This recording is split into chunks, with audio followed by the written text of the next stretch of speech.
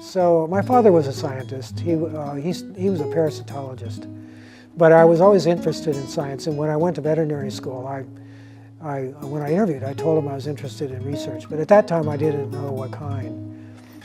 But during veterinary school, I had an opportunity to work with Dr. Edward Gillette, who was a veterinary oncologist at Colorado State. And that's when I knew I found my niche, because I was telling somebody earlier today, I'd go home with papers on cancer. I couldn't put it down. I was so curious about the whole field, and I couldn't, it was just so fascinating to me, so I knew that's what I wanted to do. So one of the biggest problems with chemotherapy that we face in cancer patients is getting the drug to the tumor cells.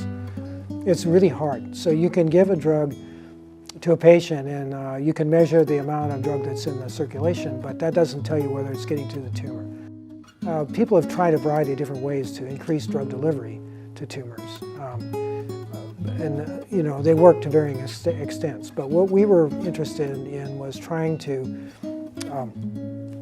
increase the delivery by essentially causing the drug to be released from the circulation into the tumor when it actually passes through the tumor.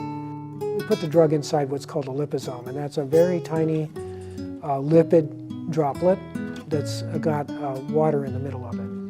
And you can put the drug in the water, and then the lipid surrounds that, and it keeps the drugs protected from the rest of the body while it's circulating in the blood.